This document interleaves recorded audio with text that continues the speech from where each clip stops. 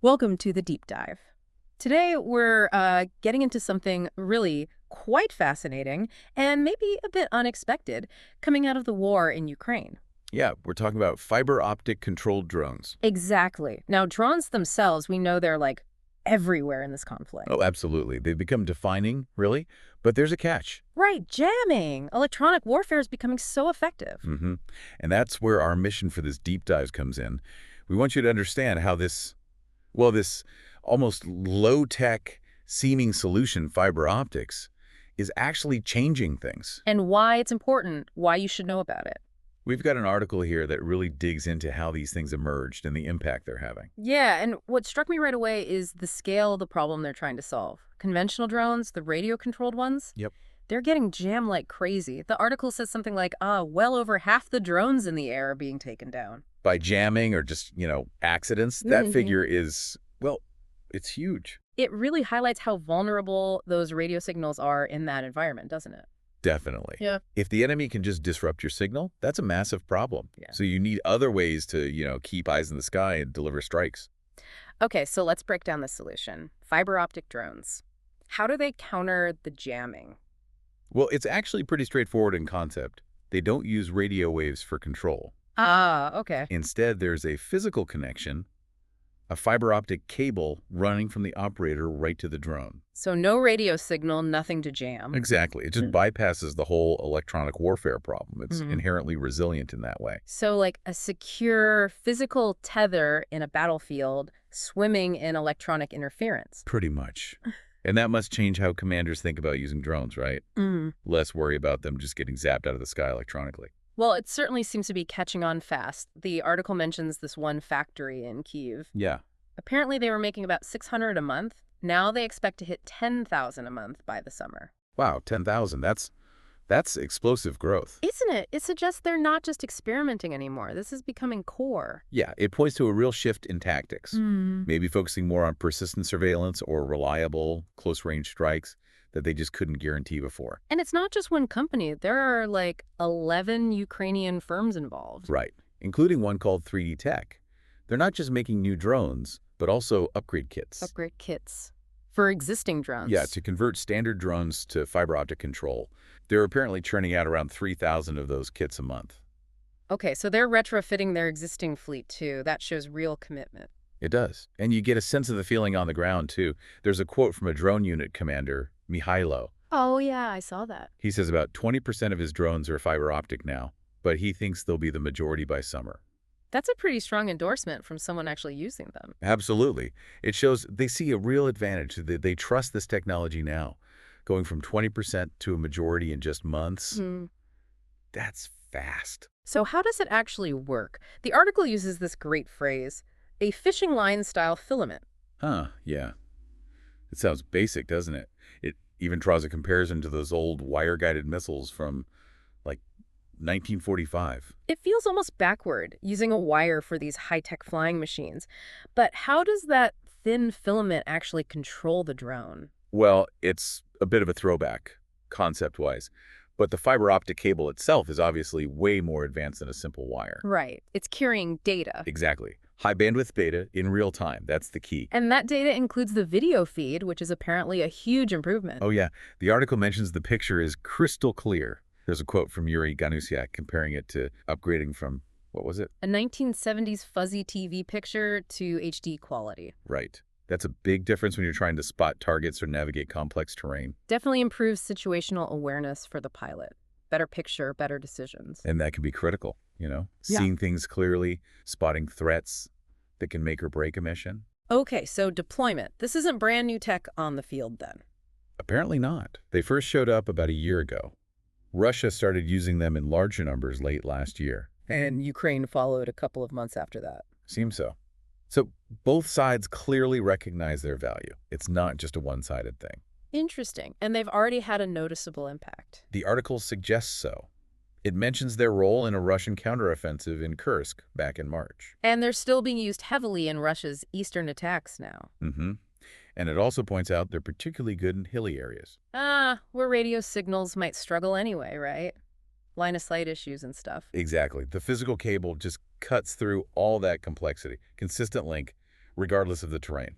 Which leads us to the next problem, getting enough of that special cable. Yeah, sounds like there's a real scramble for it. It's become a critical resource. So much so that the article mentions Ukraine reportedly bombing a factory in Russia. In Saransk, yeah. A factory making fiber optic cable. That tells you how important it is. And Ukraine, until recently, didn't make its own. They were relying on China. That's right, which created this intense competition. The article describes Ukrainian and Russian buyers basically bumping into each other in Chinese factories. Trying to outbid each other. It mentions Russia sometimes gazumps them. Yeah, basically swooping in and paying more to secure the supply.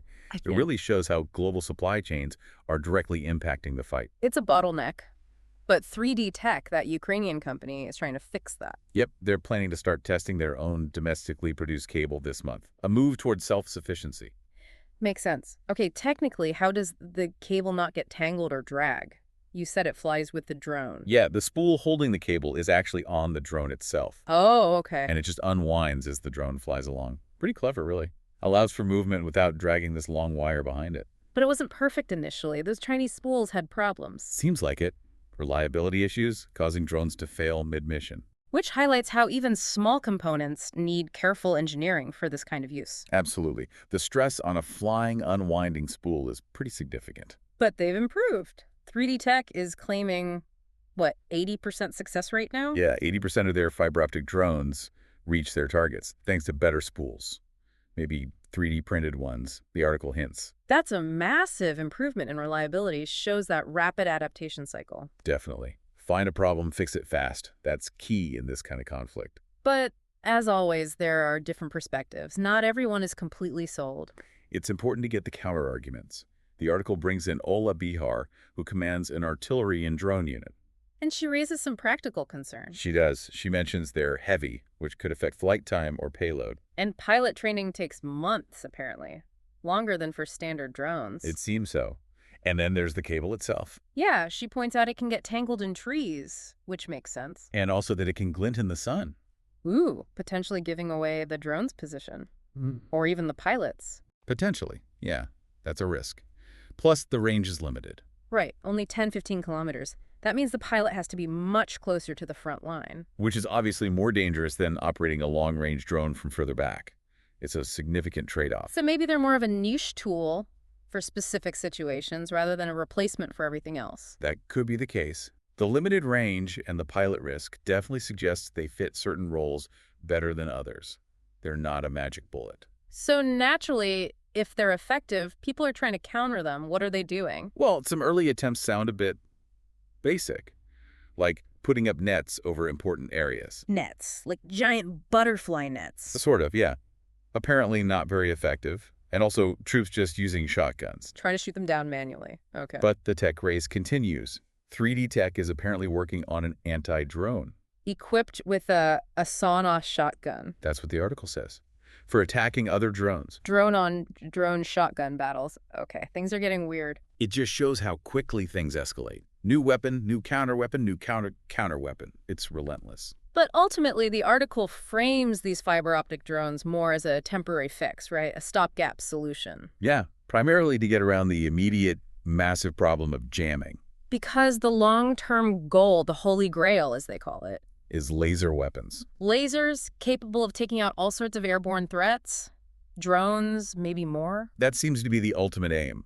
A big leap in counter-air capability. And Ukraine is actually testing its own system already, the Trizub laser system. Apparently so. It was shown off at a tech fair in April by the head of Ukraine's unmanned systems forces. Wow. So that sci-fi tech is getting closer to battlefield reality. It seems to be.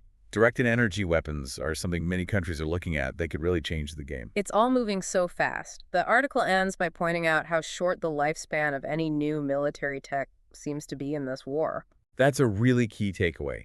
Any advantage gained seems to be temporary because the other side adapts so quickly. It just fuels this constant push for the next innovation.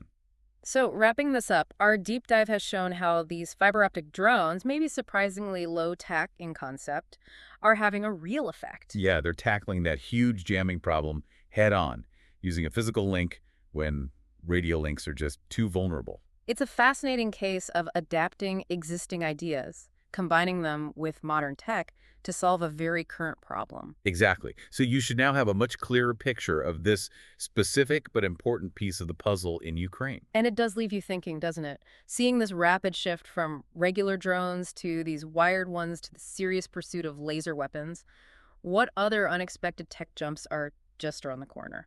And what does this constant cycle of leapfrogging mean for defense and security globally? Where does it lead? Definitely something to mull over. Thanks for joining us for this deep dive.